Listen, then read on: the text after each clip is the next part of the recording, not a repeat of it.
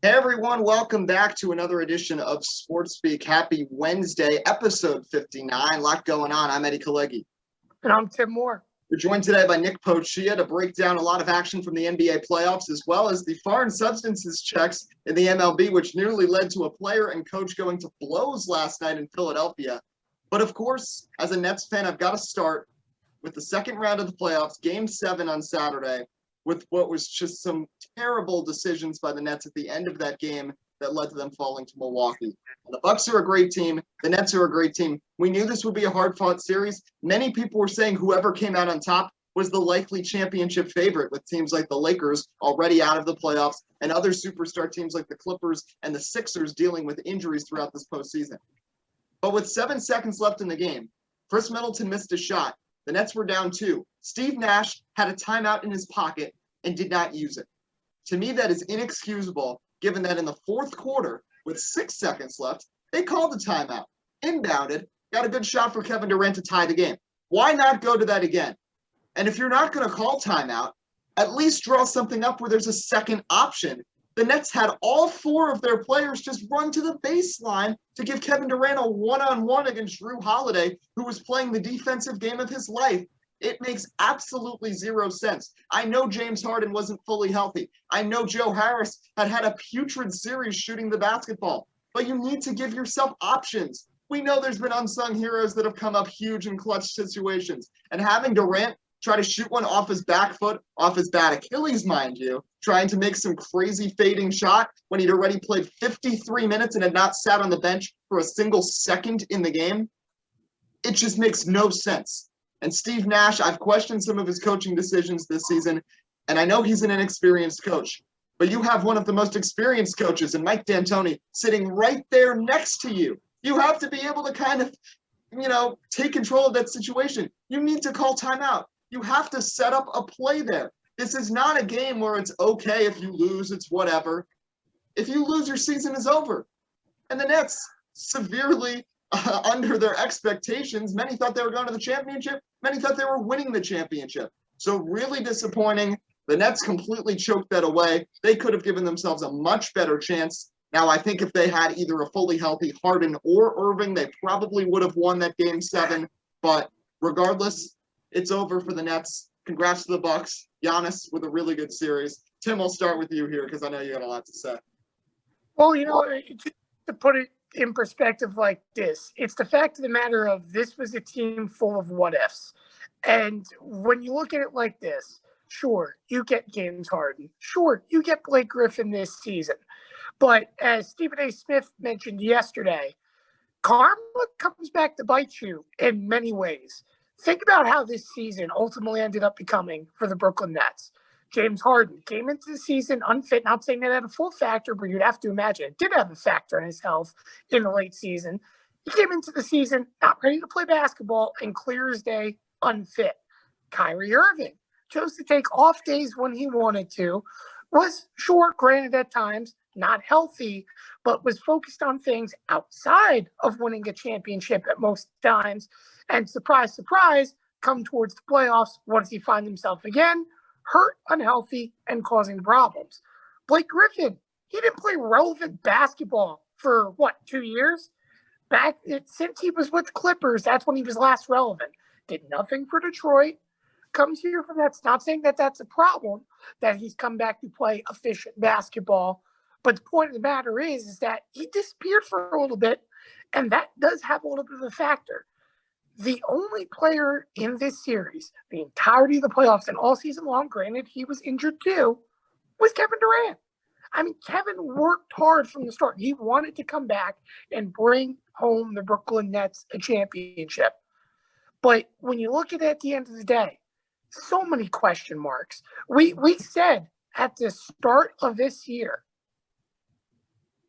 all the Nets needed to do is win and be consistent to win a championship. And they didn't do it.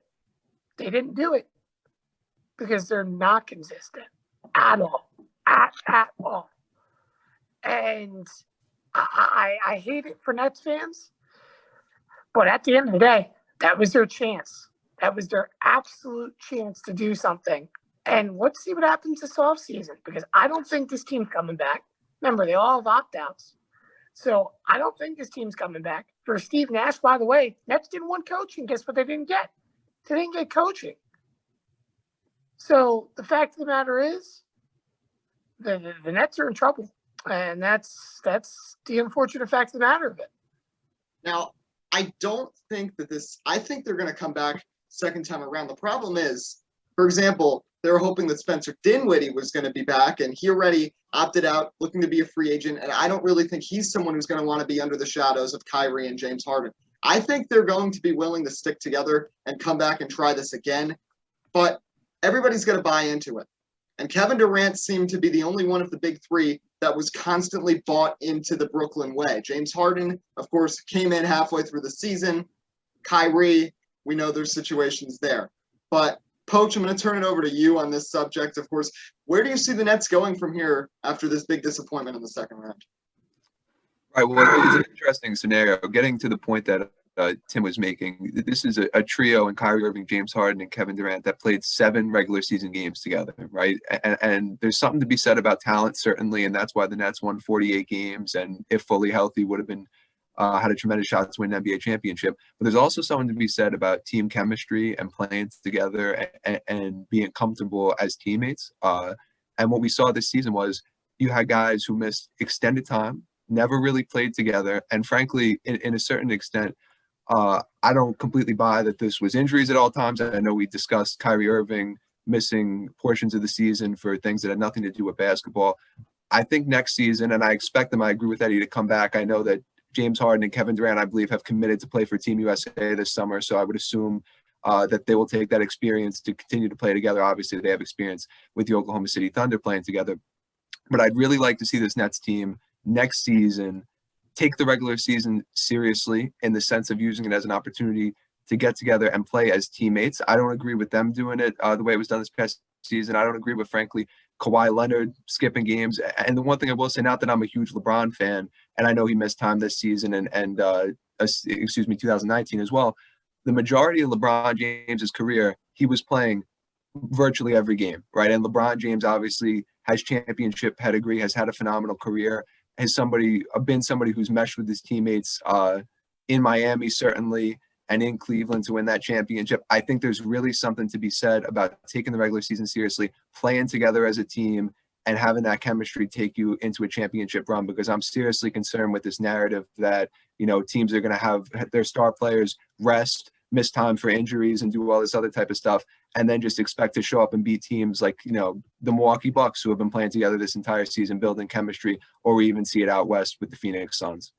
And I mean, yeah, these load management teams, they've never gone far. Thinking about the Clippers last season, they did not mesh well. They ended up choking away a series against Denver. This season, the Nets choke away a series against Milwaukee. But I want to shift gears to another underwhelming Eastern Conference team. That's the Philadelphia 76ers, who completely gave their series away to an Atlanta Hawks team that everybody thought was just dead in the water after taking the Knicks in 5. But Trae Young played out of his mind. But it's really the rest of the team, too. John Collins, Clint Capella, Kevin Huerter, who had 25 big points in the clincher in Game 6. But for the Sixers, they are just in a terrible situation right now. Trusting the process has not gotten them to the conference finals. Joel Embiid is playing out of his mind, but Ben Simmons is proving to be useless. They're talking about having him change what hand he uses to shoot because he can't make free throws. He's scared to shoot the basketball.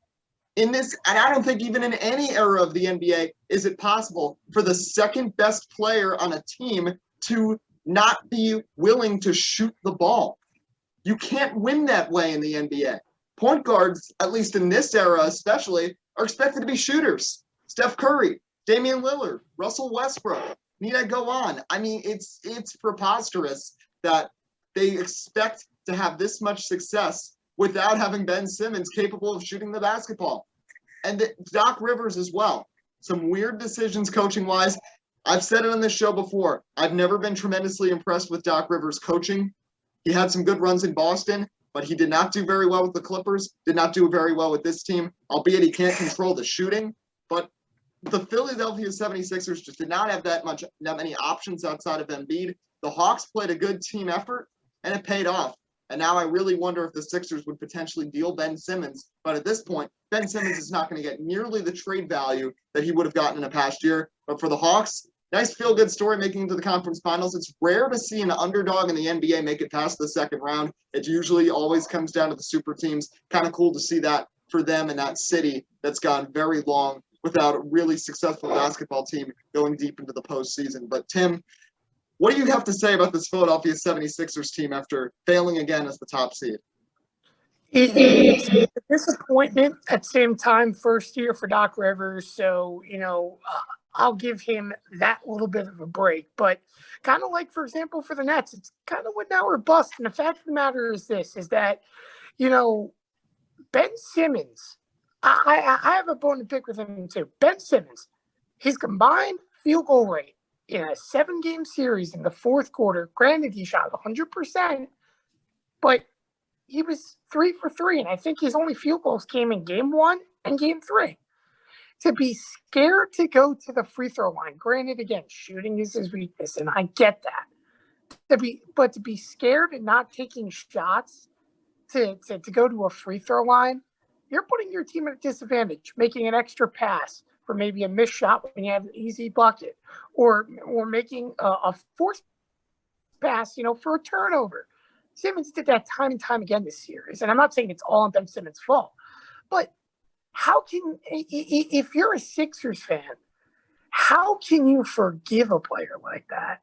It's not the fact of, for example, and I'll compare it to the Nets situation. It's not a fact of the matter of, hey, like, for example, Kyrie Irving having a bad series, which he didn't, but that's just an example. Or, let's say James Harden missing a lot of shots. Or, Kevin Durant, for example, not making a big shot at the end of the game on basically what was his bad ankle. Nets fans can live with that to an extent. Granted, they built their own bed.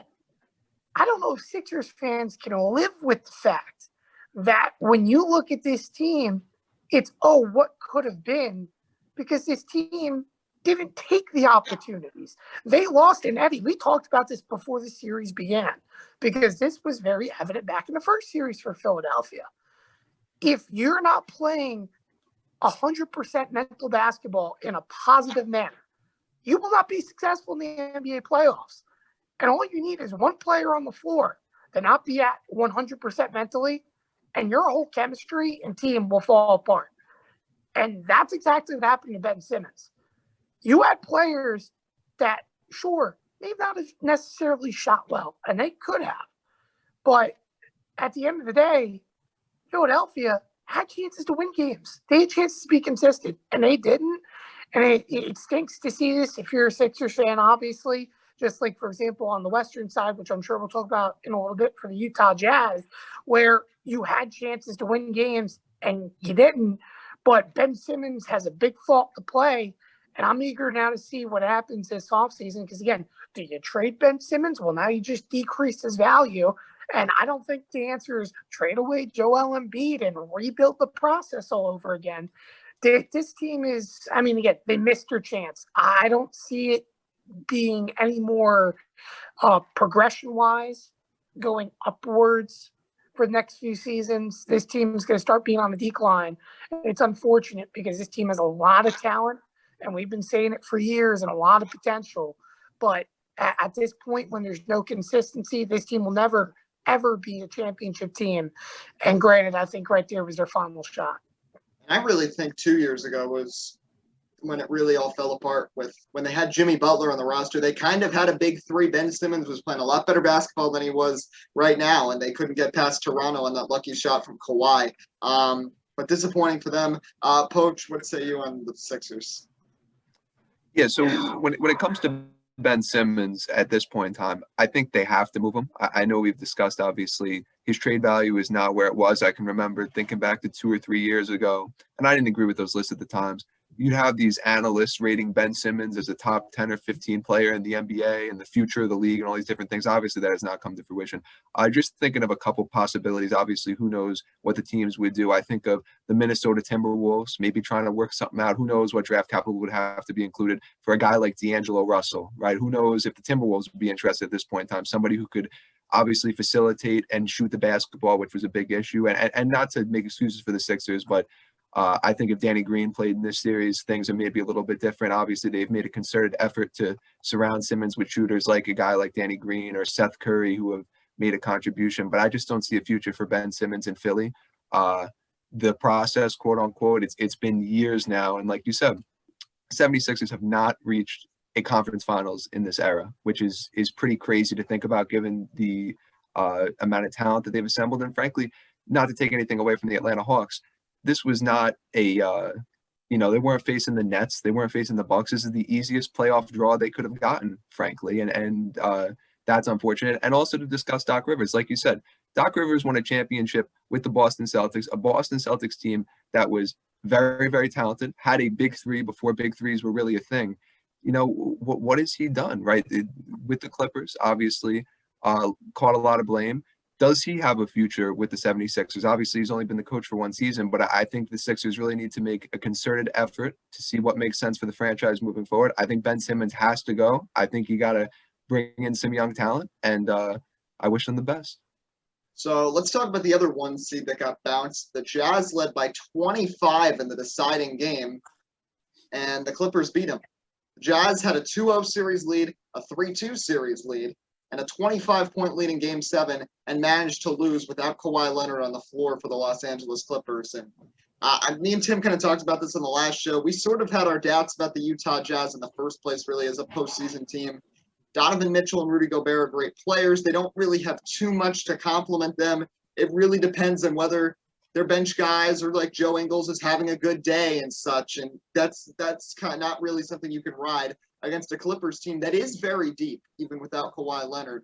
And they are very versatile with their lineups. You have guys that will play 20, 30 minutes one game or might not play at all. And of course, bad break to have to play Terrence Mann in that Game 7 when he had 39 points. But Coach, of course, the Jazz had an immensely talented season. They won, I believe it was 17 out of 20 games at one point earlier in the year, and easily had the best record in the Western Conference and the NBA for much of the season.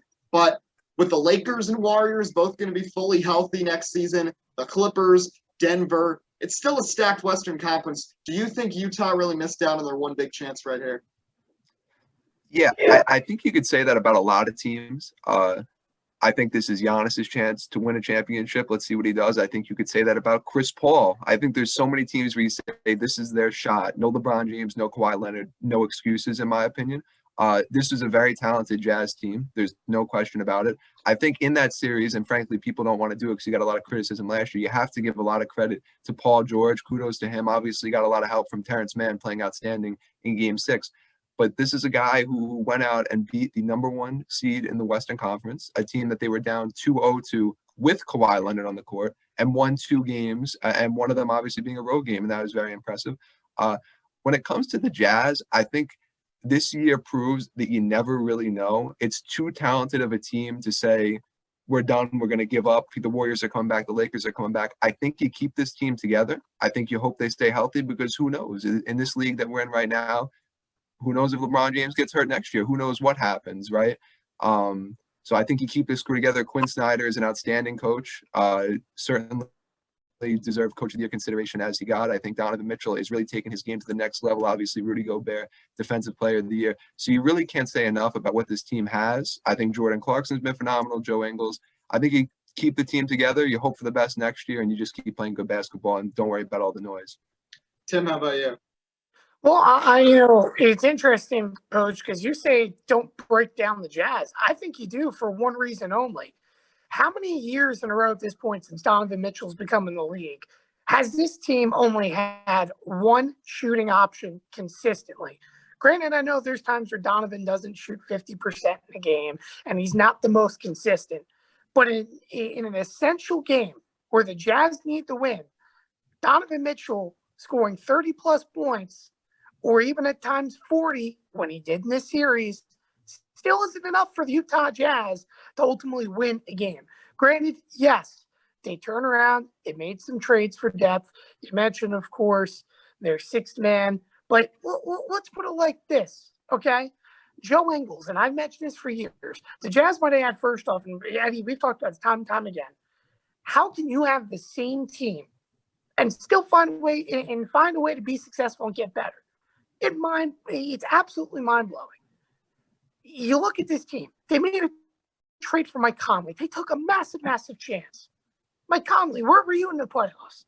Hurt, not showing, and inconsistent since he's stepped up in the Utah uniform. Bogdanovich, remember, he was supposed to be a big piece for this team. He's supposed to be one of the big shooters, not show up this entire series, basically. You look, yeah, sure, you had Clarkson off the bench. That's great. But the fact of the matter is, those were supposed to be two people that were supposed to eat Donovan Mitchell, supposed to help out. Now, Rudy Gobert is Rudy Gobert. Great defensive piece, great team. I'm not saying that. But the fact of the matter is, the problem for Utah is that you have one shooter on a consistent basis that comes up in the clutch when you need it. And you look at him, for example, and again, I can compare it to the Nets situation, where you had one player working hard all year long at Kevin Durant. He showed up, and no one else did. I'm not saying Donovan Mitchell by any means is perfect, but I've said it now for about 2-3 years.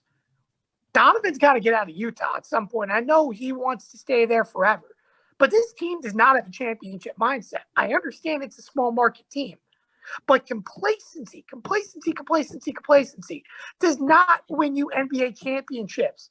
Royce O'Neal, a guy who statistically played a great game in the final game of that series, and it has been by far one of the, I guess you would say, most consistent pieces defensively outside of Gobert on the floor for the Jazz. In what team, any team outside of the Utah Jazz, should he be leading the Utah Jazz in minutes in every game this season? Royce O'Neal isn't Donovan Mitchell. He's not Mike Conley. Those are two guys that you look at that are supposed to step up and play aggressive minutes for this team.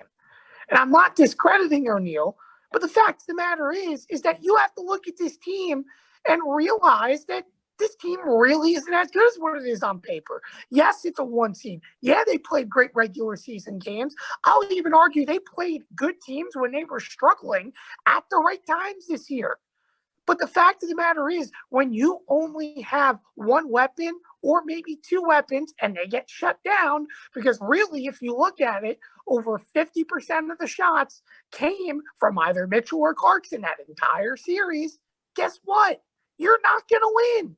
So for Utah, you've got to rebuild. You've got to find something to get this team better, because I cannot keep looking at this team showing up and saying, oh, the great potential, when there's never been potential to begin with. Sure, they win a first series. That's great. And then they're out in the second round. Think about all the teams. I mean, they lost to Houston.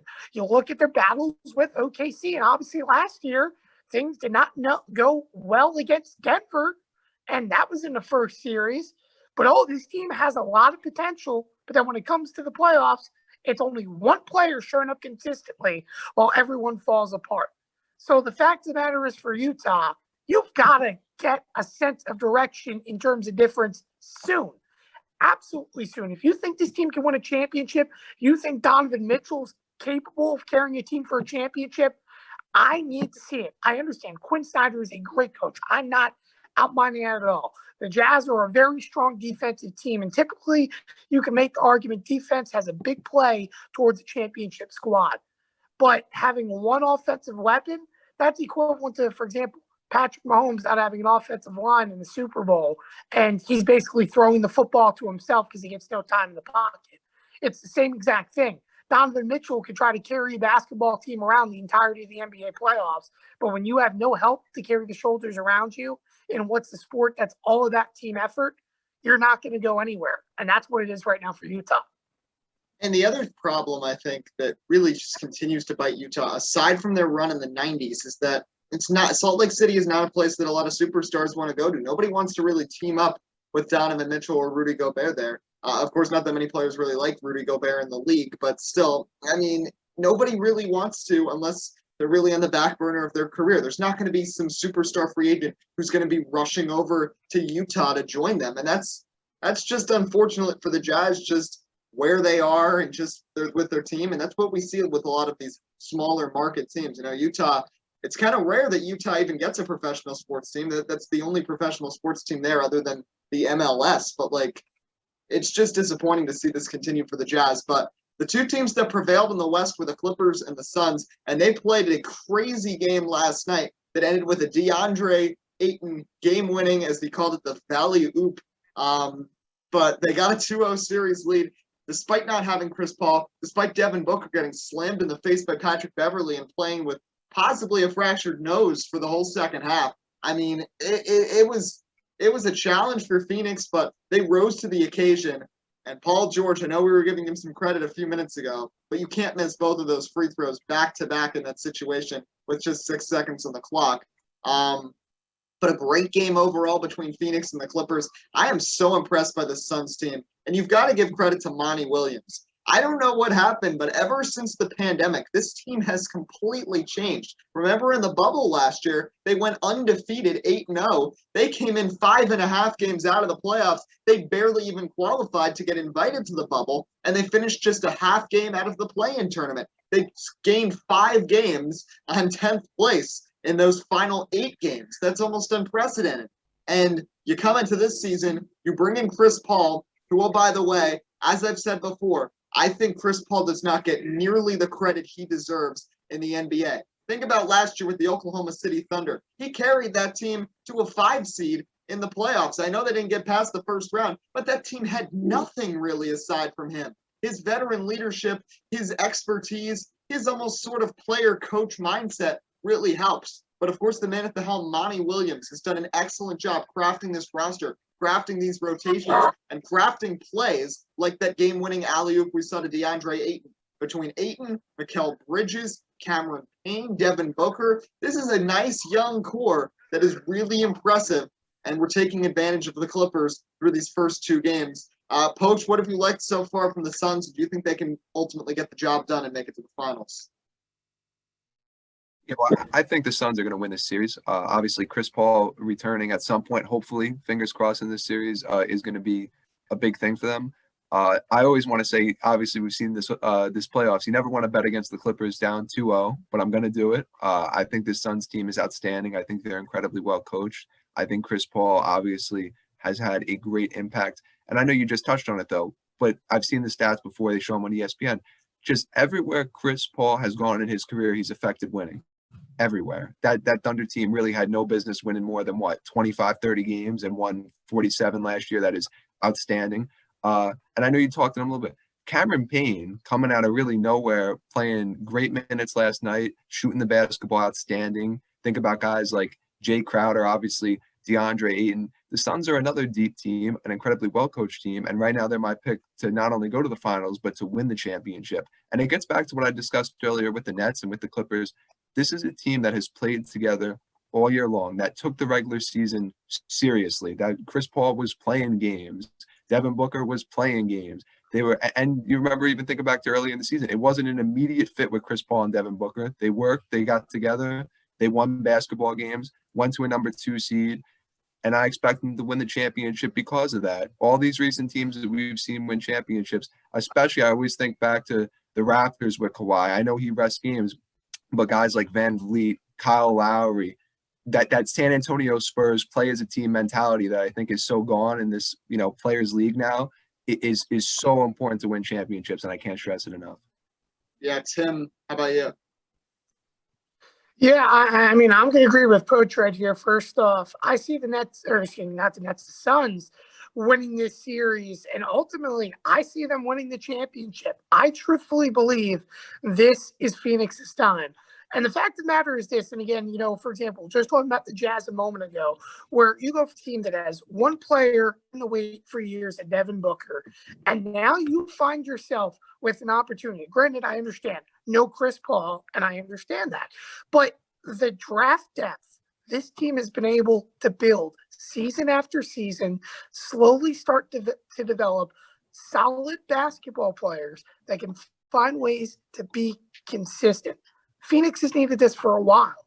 And the fact of the matter is that the way teams win championships isn't just because you have one or two guys producing. You have everyone on the floor producing. This team defensively has been very stout the entirety of the playoffs. On the offensive end, you mentioned it. You mentioned it in this past game where you have guys coming out of nowhere to find ways to be effective outside of your big stars. You know what I call that type of style? Role players. That's what teams need. Role players if you want to be successful. You want guys that can step up when it matters and do their job. And that's what's happening right now in Phoenix. Everyone knows their role. If someone's having a bad game, all right, I'm here to help pick up the slack. That's what you call a good basketball team, a good unit that's all put together when it matters. Now, again, I'm not saying they're going to win the NBA championship. Of course, the fact of the matter is that once you get to the finals, no matter who you're facing, it's not an easy championship. I think Miami, for example, proved that last year. Granted, again, this series didn't go a full 7 games, but they've proven the fact that any team can stick to an extent. I think this year for the Suns, there's a massive opportunity. And this team, the real fact of the matter is, this team has a bright future, too. This team has a really, really bright future, with or without Chris Paul. You might be seeing the beginning of an era of a team that's starting to bloom and becoming the next big thing in the NBA. So for me right now, for the Suns, granted development, progress, and so on, and this team's taken a massive leap, you're seeing guys play together. And I know it sounds a little bit crazy to say, but it reminds me, for example, of the 2017 New York Yankees, where you have a bunch of guys together. No one knows what to expect. And you start finding success as the season goes on, and you come up in big moments. Granted, I know the Yankees didn't win a World Series, but you felt like they could then. You feel like the Phoenix Suns could do that right now because every single chance they have in a big moment, every single opportunity they take, they've found ways, even if it's not fully successful, to improvise and make a change or make an impact on the floor in a positive way. So for Phoenix, this is going to be, I would say, I don't want to say an easy series because, again, you can't count out the Clippers, but at the same time, a beaten, battered team at this point in the playoffs. They're the weakest of the 4 teams left, in my opinion. I think the Suns have this one easily beat. In fact, I think they win the next 2 games, even with them granted being on the road. And I think we're going to see them in the NBA Finals. Who do they see? Hawks or Bucks? We'll see. But, I mean, from a fan perspective, and I'll say this, I think it would be awesome to see a Suns-Hawks series. I think that would be pretty cool, considering not a single person in this world projected those 2 teams to be going to the NBA Finals. And both of these teams would, of course, be duking out for the first NBA championship.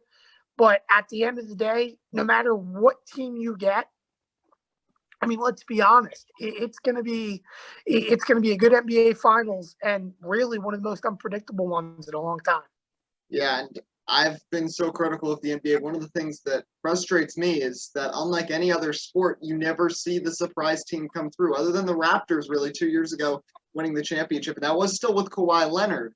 It's always just the super teams, the Lakers, the Celtics, the Warriors, just running right through. And that's been throughout the history of the NBA. To see a season like this, any of these 4 teams could be considered a surprise. Even the Clippers now, of course, since they don't have a healthy Kawhi Leonard, if they could even get to that point. But I'm going to shift gears to one last thing here. And I know we've talked about it the last couple shows, but I kind of want to get Nick's input on this because now they're actually checking the pitchers for foreign substances. And there were a couple notable moments with that last night. And the headliner was between the Phillies and the Nationals, where Joe Girardi had requested for Max Scherzer to be checked 3 different times for substances. Scherzer was pitching well in the game.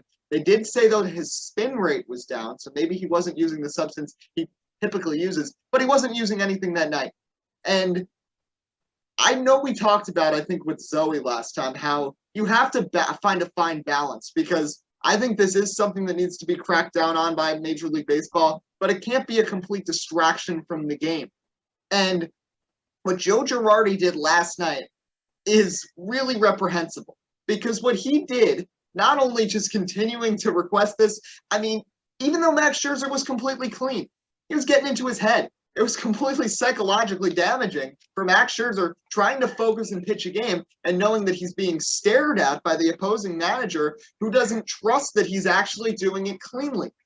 That is where this gets too ridiculous. And now we're going to run into the situation where we see some of the most expressive managers deciding whenever a pitcher is pitching well against them, they'll just start crying that they're using foreign substances and requesting all these checks.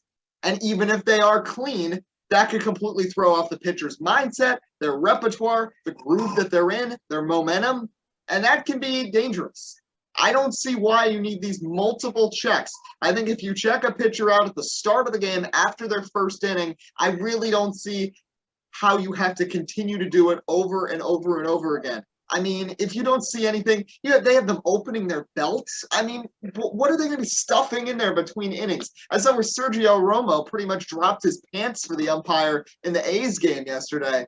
Like, it's very weird that Major League Baseball, which has been so standoffish and so many other more prominent issues over the past couple of years, such as pace of play, that they're going and not do anything significant about that. Yet in the middle of the season, they'll create all of these guidelines. I really question Rob Manfred's decision-making on that. But even still, I don't think this is the smoothest way to go about it. Nick, I'll start with you. What do you say about what we've seen these past few days? Right. Well, I've been critical of him in the past, and I will again. I think Rob Manfred, I just have to say it, is the worst commissioner in pro sports. I think he has now supplanted Roger Goodell. I don't even think he shouldn't be booed anymore. No more booing for Goodell at the NFL draft.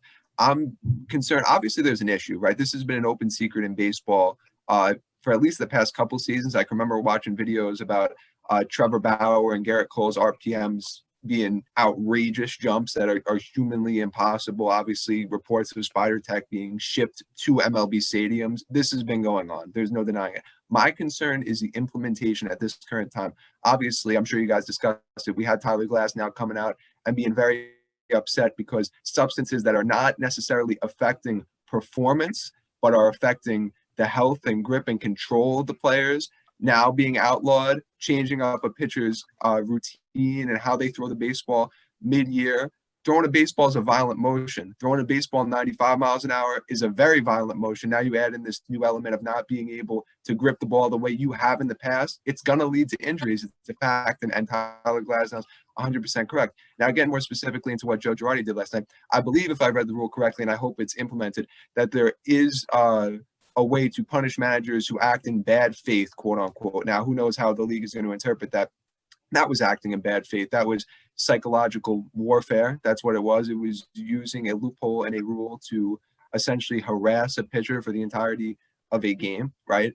Not to encourage cheating, but it's disappointing to me that the league would step in and make this decision in June, changing up the way everything has gone for this entire year.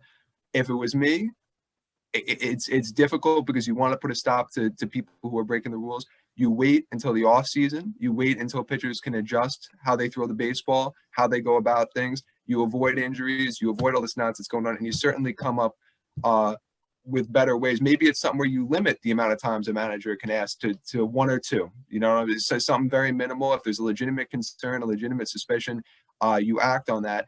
And the final point I want to make with it is we really got to differentiate between foreign substances, like I discussed with Tyler Glass now, that are performance enhancing and foreign substances, quote unquote, which are just giving pitchers a grip on the ball, preventing injuries.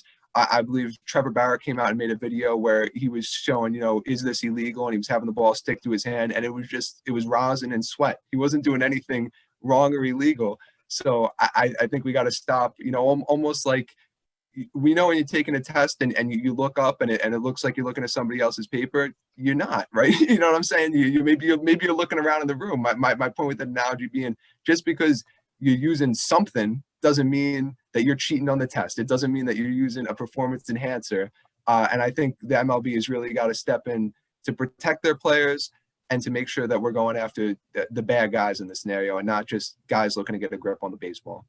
Yeah, and you hit the nail on the head. We talked about this last week with Zoe. Like, you've got to create a distinction. Something like sunscreen that Tyler Glasnow explained very clearly what he actually does, and it led to an injury. And we already are dealing with so many injuries in every sport because of how chaotic 2020 was and how, these players have already played more games this season than they did in all of 2020, including spring training and the regular season and the postseason. And we're only in June. There's still 3 more months. The number of pitcher injuries, and it's not just severe injuries too. You've also got a lot of aches and tweaks and pains and strains. You keep seeing these across the major league level and even in the minors as well. And you got to be able to sort of find the balance and outlaw the substances that are strictly there to create added spin rate to throw off the hitters